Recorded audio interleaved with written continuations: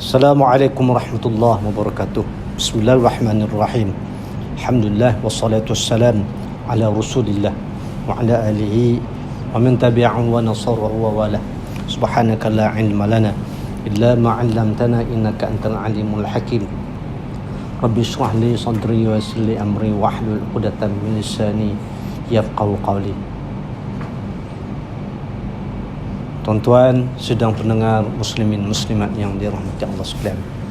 Pertamanya kita merapatkan kesukaan Allah SWT kerana pada malam ini kita dapat meluangkan masa bersama, hadir ke rumah Allah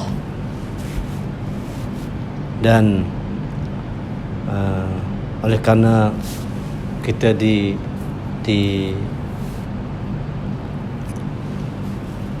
timpa dengan musibah COVID menyebabkan sebahagian besar tidak dapat hadir ke masjid. Walau bagaimanapun untuk siri kuliah ini kita adakan juga untuk sidang pendengar di rumah untuk sama-sama kita menghayati perjalanan hidup Rasulullah sallallahu alaihi wasallam.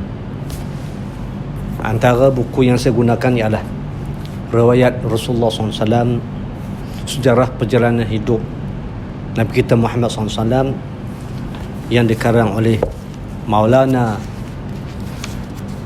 Syekh Abu Hasan Ali An-Nadawi, seorang ulama terkenal India yang berketurunan Rasulullah SAW. Tuan-tuan sedang jemaah dengar yang dirahmati Allah sekalian, apabila kita menyebut Rasulullah SAW, maka Rasulullah SAW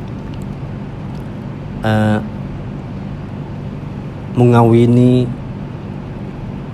isterinya iaitu Khadijah dan 11 isterinya yang lain, dan 2 orang daripadanya adalah kalangan hamba. Jadi kesemua isteri Rasulullah ada mengatakan 13 termasuk hamba, dan yang merdeka ialah 11 orang. Apabila Rasulullah ini lahir ke dunia, sudah tentu berlaku beberapa peristiwa ataupun kelebihan pada Rasulullah SAW sendiri.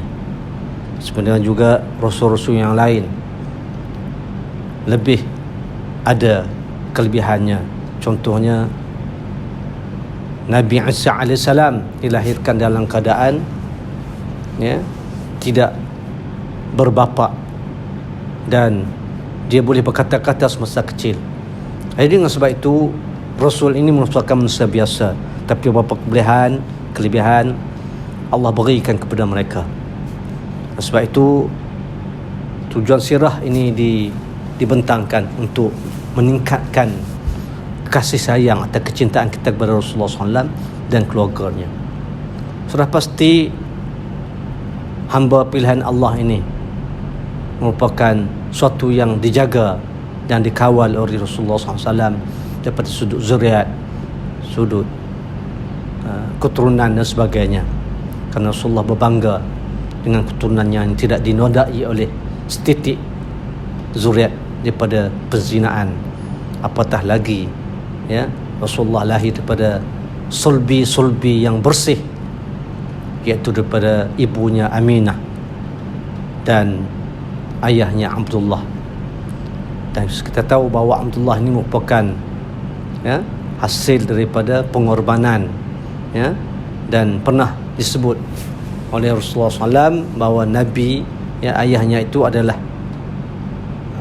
daripada sebelah datuknya Ibrahim telah mengorbankan Ismail. Begitu juga dengan Abdullah. Terkenal dalam riwayat Abdullah juga pernah dinazarkan oleh ayahnya Abdul Muttalib untuk menyembelihnya, dan penyembelihan itu hampir saja dilakukan, tetapi dia dihalang oleh kalangan pembesar ataupun orang-orang kenamaan di Mekah, kerana mereka bimbang sekiranya Abdullah dikorbankan oleh ayahnya Abdul Muttalib, sudah tentu akan menjadi ikutan penduduk Mekah, dan ini mengakibatkan penduduk Mekah akan mengikut apa yang dilakukan oleh penghulu mereka, iaitu Abdul Muttalib, yang juga datuk Rasulullah SAW. Oleh kerana itu Nabi berbangga kerana Nabi lahir daripada dua pengorbanan besar, iaitu pengorbanan Sayyidina Ibrahim kepada Ismail dan pengorbanan Abdul Muttalib terhadap anaknya Abdullah ketika dia bernazar akan mengorbankan seorang anak sekiranya dia memiliki 10 orang anak lelaki.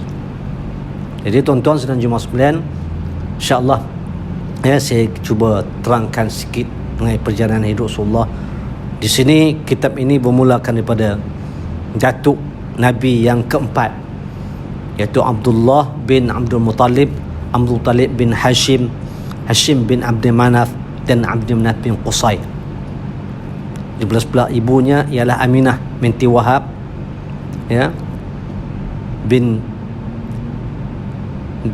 binti Abdul Manaf bin Abdul Manaf, Aminah binti Wahab bin Abdul Manaf bin Zuhrah bin Kilab. Jadi pada generasi, pada keturunan ibunya ialah datuk yang ketiga, datuk yang ketiga, Wahab, Abdul Manaf kedua, Zuhrah ketiga, dan Kilab yang keempat. Jadi di sini Qusay dan Kilab, Qusay, Kilab, Jadi apa yang dapat kita sebut di sini, iaitu Zuhrah itu ialah Zuhrah anak kepada Qusay, bukan Zuhrah saudara Qusay. Jadi Qusay ini, anak-anak Qusay ini ada 6 orang. Yang pertama Abdul Manaf, yang kedua ialah Abdul Dar, ketiga Abdul Uzza, yang keempat Abdul Qusay, yang kelima Takhmur, dan yang keenam ialah Barrah. Ini yang disenaraikan. Jadi Qusay juga ada saudaranya yang bernama Zuhrah, tetapi ibu lain, Jadi kisah Qusay ini terkenal sebagai datuk yang paling terkemuka, dan Qusay ini merupakan seorang anak yang sangat cantik. Qusay ini bukanlah nama dia yang sebenar. Nama dia sebenar adalah Amru bin Kilab. Qusay itu ialah Amru. Ini dapat kita riwayatkan dalam Barzandi, kita lihat nama Amru, tetapi dia lebih masyhur dengan nama Qusay itu sendiri. Kerana apa?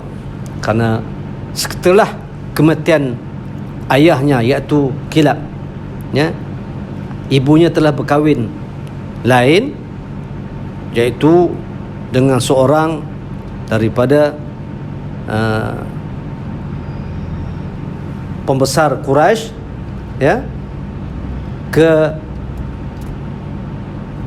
berpindah ke negeri yang jauh, iaitu Palestin. Sebab itu orang memanggilnya Qusay. Ibunya Fatimah binti Sa'ad, iaitu ibu Qusay, isteri kepada Kilab, wafat, iaitu Fatimah binti Sa'ad bin Sayal. Dan akhirnya tak lama selepas itu, setelah kematian ayahnya iaitu Kilab, Fatimah binti Sa'ad bin Sayal telah berkahwin dengan seorang lelaki yang bernama Rabi'ah bin Haram. Setelah berkahwin, Rabi'ah ini mengajak ataupun membawa isterinya Fatimah, iaitu ibu kepada Qusay, berpindah ke negeri Syam. Dan dia juga membawa 2 orang saudaranya, saudara tirinya, abang tirinya, iaitu Zuhrah dan Darraj. Zuhrah dan Darraj. Jadi Qusay ini adalah anak sulung, anak sulung Zurah dan Daraj negeri Syam itu adalah mereka lahir ke sana. Jadi Qusay ada dua orang adik tiri, iaitu Zurah dan Daraj, daripada ayahnya Rabi'ah. Ayah kepada Zurah dan Daraj ini ya Rabi'ah bin Haram, dari ibu yang sama. Jadi Qusay, Zurah dan Daraj ini satu ibu lain ayah. Setelah kematian Kilab, Fatimah binti Sa'ad bin Sayal ini berkahwin dengan Rabi'ah bin Haram. Maka hiduplah mereka di tempat yang jauh, sebab tu dipanggil Qusay, Aqsa, artinya jauh. Dan setelah berada di sana bersama dengan kanak-kanak di sana, iaitu dikatakan pada satu ketika Daraj ini, anak-anak yang kecil ini, 3 orang berkelahi dengan adik dia. Nanti Qusay ini berkelahi dengan adiknya, iaitu Daraj, dan kaum Rabi'ah bin Haram ini, iaitu bapa tiri kepada Qusay ini, dan apabila melihat keadaan ini, akhirnya timbul satu salah faham kalangan anak-anak dengan mengejek-ngejek Qusay ini, bahawa Qusay ini bukanlah anak daripada Rabi'ah. Sebelum ini Qusay menganggap bahawa Rabi'ah itu adalah ayahnya, tetapi setelah berkelahi, itu sebabnya disebut namanya ayah Qusay ini, dan diejek-ejek. Dan apabila diejek, kaum Rabi'ah ini adalah kaum yang menduduki di negeri Syam itu, dan setelah mendengar ejekan anak-anak kecil dari golongan kaum Rabi'ah, iaitu kaum bapa tirinya, maka Qusay ini merasa amat terhina sekali dan rasa dia berada di negeri orang, tempat buangan. Jadi akhirnya dia bertemu dengan ibu dia, menceritakan hal tersebut, bahawa ejekan kanak-kanak, anak-anak kecil ini menyebabkan Qusay ini tidak mahu lagi bersama dengan anak-anak di situ. Dan apatah lagi setelah dia mengetahui, dan bertanya kepada ibunya, adakah sebenar ia adalah anak kepada Rabi'ah, maka ibu dia terpaksa membuka rahsia bahawa Rabi'ah Rabi'ah itu adalah bapa tirinya, dan Qusay ini ayahnya telah meninggal, dan asal Qusay ini adalah berasal daripada kota Mekah. Ayahnya bernama Kilab, Kilab bin Murrah, Kilab bin Murrah, yang berasal daripada kota Mesir, dan sudah lama meninggal dunia ketika Qusay masih kecil lagi. Dia tidak dapat mengenali ayahnya. Dan Fatimah menceritakan kepada Qusay ini asal keturunannya, asalnya adalah di kota Mekah, itu tanah haram, dan ayahnya merupakan seorang pembesar di kota Mekah itu. Dan Qusay ingin kembali kepada keluarga asalnya. Dia mendesak agar ibunya menghantar kembali dia ke tempat asalnya di Mekah. Jadi kalau kita lihat di sini tuan-tuan, asal dua kota suci itu, Syam dan atau tempat Baitul Maqdis itu,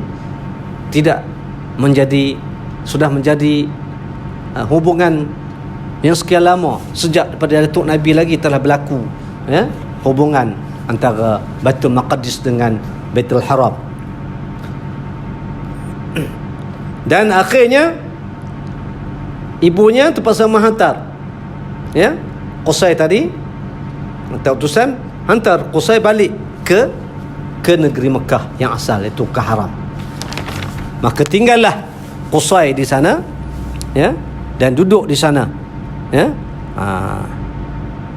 dan dia telah terpaksa berpisah dengan anak kesayangannya, dan dia amat berat untuk memisahkan anaknya. Tapi apakan daya, itu semua adalah untuk kebaikan anak-anaknya.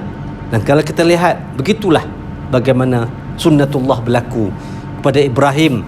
Terpaksa memisahkan anaknya, terpaksa memisahkan Ismail daripada ibunya, ibunya iaitu Sarah, yang sangat sayang kepada Ismail. Tetapi atas perintah Allah, maka Ibrahim diperintahkan berpindah ke lembah yang gersang bersama ibunya, iaitu Hajar. Dalam riwayat yang masyhur disebut bahawa Sarah ini iri hati kepada Hajar kerana dapat anak. Itu semua adalah fakta yang tidak betul. Apa yang dilihat sini ialah bagaimana Sarah sendiri terpaksa berhadapan. Sudahlah dia tidak dikurniakan Allah anak, ini kan pula apabila dapat anak, siang malam berdoa, maka Allah makbulkan, dan anak ini pula terpaksa dipisahkan daripadanya. Alangkah hebatnya penderitaan ataupun penderitaan batin kepada Sarah, isteri pada Sayyidina Ibrahim. Setelah sekian lama, Ismail berpindah ke sana dan duduk di satu tempat yang kita maklum, tempat yang tidak ada penghuni. Maka Qusay tadi pun kembalilah ke Mekah. Itulah sunnatullah berlaku, bagaimana kasih sayang itu kadang-kadang terpaksa dipisahkan demi untuk kesinambungan ataupun demi untuk mengelakkan daripada percaturan keluarga yang membawa pada pergaduhan. Okey, baik dah. Satu hal lagi, Qusay bin Kilab ni, dia setelah dia besar, dia melakukan pengembaraan, melihat pada ibunya yang berada di kota Syam. Tapi boleh bayangkanlah tuan-tuan, pada masa itu pengembaraan memakan masa 6 bulan hingga setahun. Kerana itulah, dan pada masa Qusay ini duduk di Mekah.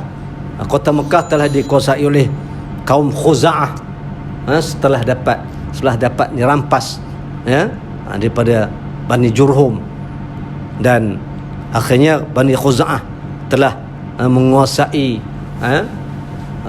kepimpinan ataupun memegang kunci Kaabah. Dan bukanlah senang untuk mengambil alih tampuk penguasaan Mekah itu daripada kaum Khuza'ah, sehingga akhirnya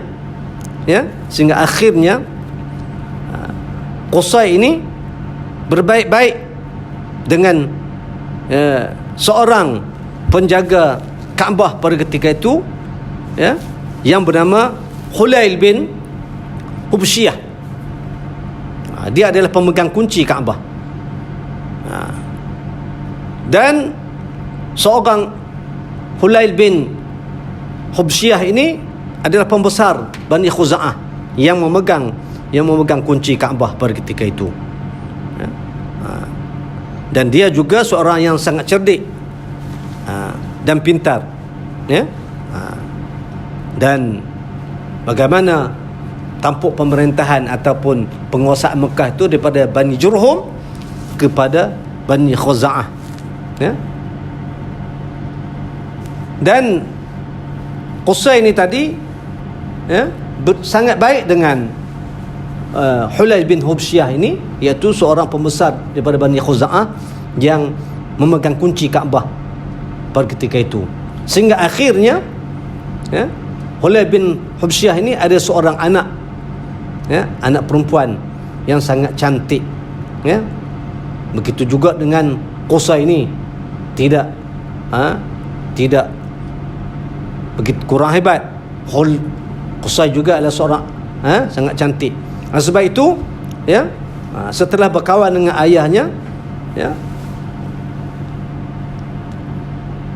Hulail bin Hubsyah ni ada anak perempuan yang bernama Hubbah. Hubbah ni nama dia.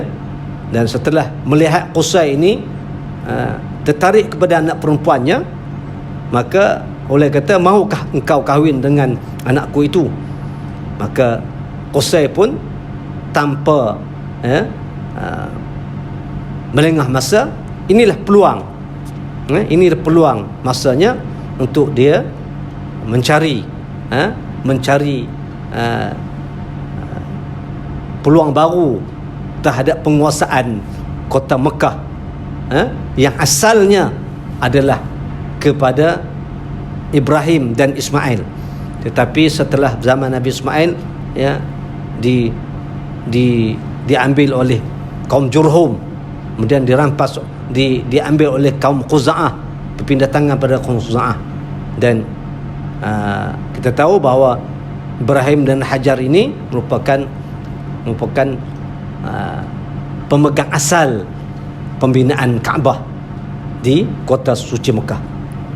Maka setelah itu, Qusay bin Kilab ni yang cerdik juga, setelah melihat keadaan Qusay yang sangat cerdik ini, akhirnya berkahwinlah Qusay dengan anak kepada oleh Hulail bin Hubsyah ini dengan anaknya iaitu Hubbah. Dengan berkahwinnya Qusay dan anaknya Hulail bin Hubsyah ini yang bernama Hubbah, maka di situ Qusay telah hidup bersama-sama dengan bapa mentuanya Hulail, dan dia menjadi, Qusay sendiri menjadi terkenal di kota Mekah ketika ada perhimpunan ataupun saban tahun haji yang datangkan. Maka Qusay ini menjadi terkenal sebabkan kerana kecerdikan ataupun kepandaian Hulail bin Hubsyah ini. Dan begitulah, seperti mana Qusay ini adalah keturunan daripada Nabi Ismail alaihissalam, mengenai peribadi yang sangat mulia, akhlak yang sangat baik, bukan seorang yang sangat buruk akhlaknya, tetapi Qusay ini adalah seorang yang sangat baik akhlaknya, sebab dia adalah daripada keturunan Nabi Ibrahim dan Nabi Ismail. Dan dalam keadaan itu, bahawa sudah sampai masanya kota Mekah ini dijagai, diambil alih oleh orang-orang yang betul bertanggungjawab. Dan Qusay ini amat merasa terkesan apabila beberapa peristiwa di kota Mekah sendiri, apabila berlaku kemarau dan sebagainya, penduduk Mekah begitu susah, dan begitu juga kesusahan-kesusahan yang dialami oleh para pengejar haji yang datang ke Mekah saban tahun. Sebab itu Qusay ingin menjadikan kota Mekah itu kembali seperti asal datuk moyangnya dulu, iaitu Ibrahim dan Ismail. Bukan senang untuk mengambil alih kunci itu, dan kunci itu merupakan kunci kekuasaan, penguasaan. Orang yang ada kunci Kaabah ini merupakan orang yang berkuasa ke atas kota Mekah. Dan dia ingin bagaimana caranya mendapatkan kunci itu. Sebab kalau dia dapat memegang kunci itu, ialah itu sebagai satu amanah yang sangat besar yang Allah berikan. Setelah ratusan tahun kota Mekah berada di tangan Bani Khuza'ah setelah kejatuhan Bani Jurhum. Untuk itu Qusay tidak lagi ingin sekadar menjadi menantu kepada Hulail bin Hubsyah, tetapi dia ingin menjadikan kota Mekah itu kota yang masyhur sebelum ini. Dan Qusay juga adalah seorang pedagang yang sangat berjaya. Di samping barang dagangannya yang banyak, Qusay juga selalu mengadakan kebajikan terhadap para jemaah haji, seperti mana yang dilakukan oleh keturunan yang lalu. Jadi setelah itu, setelah dia mengahwini ya anak kepada Hulay bin Hubsyah itu Hubba, dan dia merupakan suatu tanggungjawab yang sangat berat di samping menjaga kebajikan orang Mekah. Apatah lagi bapa mentuanya itu walaupun seorang cerdik dan pandai, tetapi menurut riwayat ini ya, bapaknya itu selalu itu peminum arak. Sebab kita tahu di kota Mekah sebelum ini memanglah amalan minum arak ini menjadi satu kebiasaan. Di samping kota Mekah telah dicemari oleh berhala-berhala dan sebagainya. Bagaimanakah kisah ini beralih kepada Qusay, iaitu menantu kepada Hulay bin Hubsyah ini? Kisahnya disebut sini, orang-orang Khuza'ah merupakan sebahagian pada sanak saudara kepada Hulay ini. Jadi kaum Khuza'ah sendiri ketuanya adalah Hulay bin Hubsyah ini. Jadi mereka sangat menghormati Hubba ini, isteri kepada Qusay ini tadi. Okey, baik. Tugas menjaga pintu Kaabah itu ialah diserahkan setelah ketiadaan Hulay ini tadi, diserahkan kepada seorang yang bernama Abu Ghibshan, Abu Ghibshan Al-Khuza'i. Maaf ya tadi, saya ada salah kata tadi. Hulay tadi setelah kematian dia, ya, bukan dia seorang yang mabuk, bukan ya. Hulay tadi setelah kematian dia, kunci Kaabah tu diserahkan, bukan diberi kepada anaknya iaitu Hubba, ya, isteri kepada Qusay, tetapi anak kunci itu diserahkan kepada orang lain daripada kalangan Bani Khuza'i, iaitu seorang yang bernama Abu Ghibshan Al-Khuza'i. Yang dikatakan mabuk ini, peminum arak ni adalah Abu Ghibshan ni tadi, bukan Hulay tadi. Jadi apabila Abu Ghibshan ni tadi selalu minum arak, mabuk, akhirnya pada satu ketika Abu Ghibshan ni tadi sudah tidak ada duit untuk membeli arak. Jadi jalan termudahnya akhirnya dia mencari siapa yang mahu dia mencagar anak kunci Kaabah itu kepada orangnya. Dia berhutang untuk membeli arak. Dan antara orang yang mengambil, sebab pada ketika itu Qusay ini bukan seorang pedagang berjaya, antaranya dia berhutang kepada Qusay bin Kilab. Jadi sampai satu ketika apabila nak membayar hutang, Abu Ghibshan ini tidak boleh membayar hutang. Jadi akhirnya apa jadi? Orang mabuk, tuan-tuan, digadainya anak kunci Kaabah itu kepada Qusay. Maka Qusay memegang anak kunci Kaabah itu kerana Abu Ghibshan ini tidak dapat membayar hutang. Ada lama kelamaan penyakit Abu Ghibshan ini bukan semakin elok, maka semakin teruk, hutang semakin bertambah, dan akhirnya menyebabkan dia tidak dapat menebus kembali kunci yang dipegang oleh Qusay tadi. Jadi Qusay tidak merampas, tidak mengambil, tetapi kerana Abu Ghibshan ni tadi yang diberi amanah oleh bapa mentuanya Hulay tadi, menyebabkan Abu Ghibshan tadi lupa bahawa itu merupakan amanah. Setelah kunci itu berada di tangan Qusay, dan Abu Ghibshan ni tadi yang asalnya ada pemegang kunci Kaabah tidak dapat menebus balik, maka anak kunci itu telah menjadi hak milik ataupun menjadi bukannya Qusay ini untuk merampas, tapi sebabkan tidak bayar hutang, maka kunci itu akhirnya menjadi milik kepada Qusay bin Kilab. Jadi bila Qusay bin Kilab ni memegang kunci, secara tak langsung penguasaan jabatan hijabah, jabatan yang memegang kunci Kaabah itu secara tak langsung jatuh kepada Qusay. Di situlah bermula, bermulanya bagaimana kunci itu jatuh ke tangan Qusay bin Kilab. Jadi tuan-tuan sedang jemaah sekalian, arak ini memanglah amat merosakkan, sebab dia boleh menggadai semua. Ini dia gadai kunci je. Maka dengan itu dia memberitahu kepada Qusay bahawa dia ini sudah kena satu penyakit daging harak, dan akhirnya kunci itu menjadi milik kepada Qusay.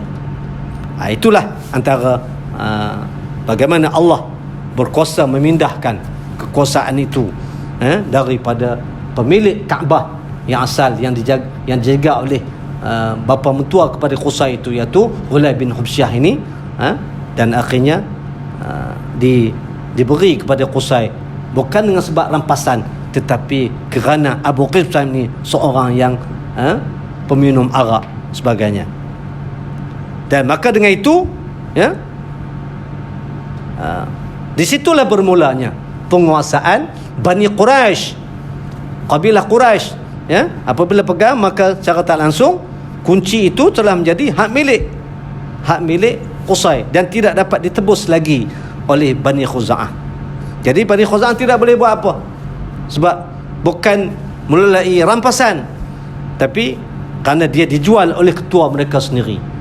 Begitulah kehendak Allah SWT, bagaimana Allah lakukan menggalikan hak penguasaan kota Mekah itu kepada orang asalnya.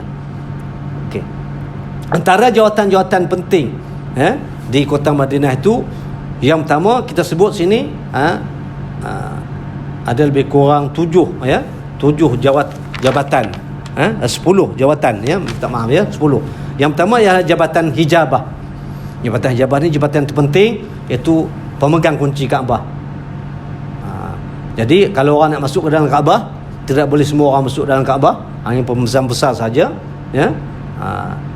dan terlebih dahulu akan berjumpa dengan penguasa kepada orang yang berkuasa itu ialah Qusay. Sejak itu orang terkenal, Qusay ini terkenal di seluruh dunia bahawa dia adalah penjaga Kaabah, iaitu Datuk Nabi yang keempat. Yang kedua ialah jawatan ataupun jabatan Al-Siqayah, jabatan air. Jabatan air ini jabatan yang ditubuh sebelum kelahiran Rasulullah lagi. Datuk yang keempat, tujuannya adalah memberi minum, sebab sebelum itu minum air kepada jemaah haji,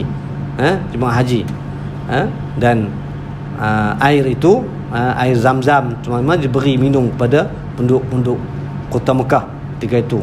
Kemudian yang ketiga adalah jabatan Rifadah, iaitu orang yang menguruskan makanan, beri makan kepada jemaah haji, sampai apabila bermula pada bulan Syawal sampai akhir Zulhijjah, mereka menyediakan makanan, air untuk para jemaah haji yang datang. Bukan seorang tuan-tuan, ribuan orang. Kemudian ialah jabatan seterusnya ialah jabatan An-Nadwah, iaitu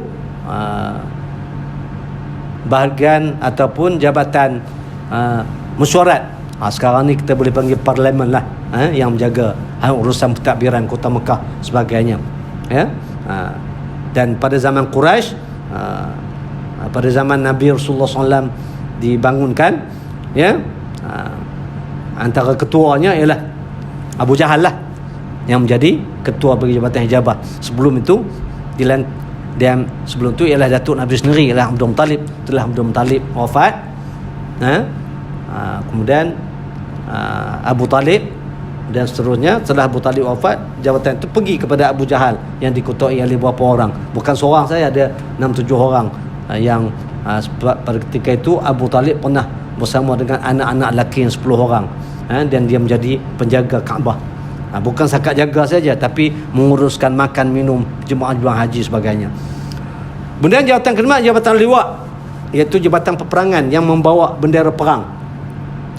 Ini memerhatikan agar bendera-bendera itu sentiasa terpancang, tidak berlaku pengkhianatan ke atas bumi Mekah oleh kuasa-kuasa asing.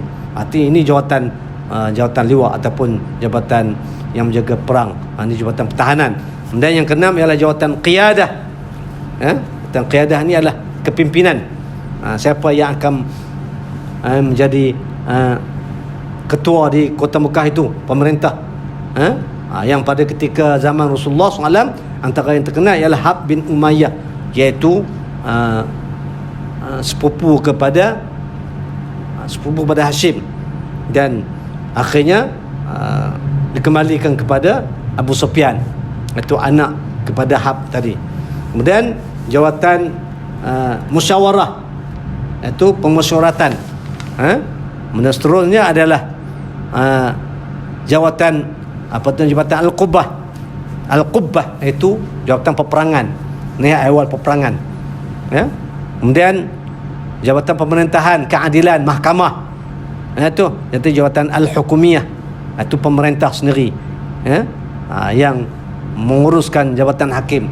Pada zaman Mekah itu sendiri, orang menggunakan sumpah sebagai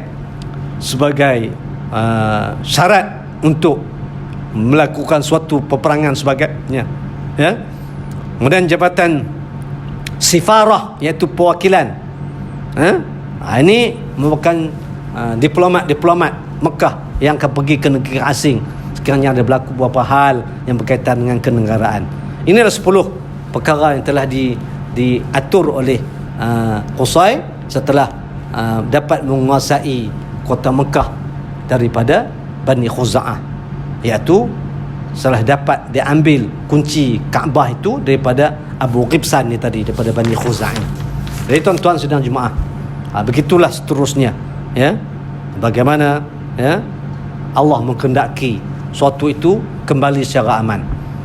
Dan inilah antara yang Allah katakan kota Mekah itu akan sentiasa aman, tidak ada pergaduhan yang besar, dan Allah kembalikan kota Mekah itu kepada yang hak seperti asalnya, itu kepada Ibrahim dan Ismail, dan akhirnya kota Mekah itu kembali kepada Nabi kita Muhammad sallallahu alaihi wasallam. Itu dah sebahagian sedikit mengenai kisah Qusay ini, yang merupakan datuk Nabi yang terpenting, datuk Nabi yang terpenting, dan kesemua yang daripada keturunan Quraisy ini, yang nama asalnya adalah Fihrin, itulah ada bawah daripada Kilab, Qusay, Murrah, lepas pada Kilab Ibn Qusay, Kilab, Murrah, Ibnu Kilabin wasmuhu Ibnu Kilabin wasmuhu Murrah, dan Kilab itu ialah anak kepada Murrah anak kepada Ka'ab anak kepada Ghalib, dan Ghalib itu ialah anak kepada Fihrin, iaitu Quraisy. Jadi tuan-tuan sedang jemaah sekalian, begitulah bagaimana Allah memelihara kota Mekah itu sejak pada zaman Ibrahim sehinggalah kepada kita. Mudah-mudahan terpeliharalah Mekah ini sehingga hari kiamat seperti yang Allah telah sebut dalam Al-Quran, dan mudah-mudahan kita akan dapat melakukan saban tahun pergi ke Baitullah, iaitu tanah suci umat Islam sedunia. Wallahu a'lam. Aqulu qali hadza wa astaghfirullah li wa lakum. Wassalamu alaikum warahmatullahi wabarakatuh.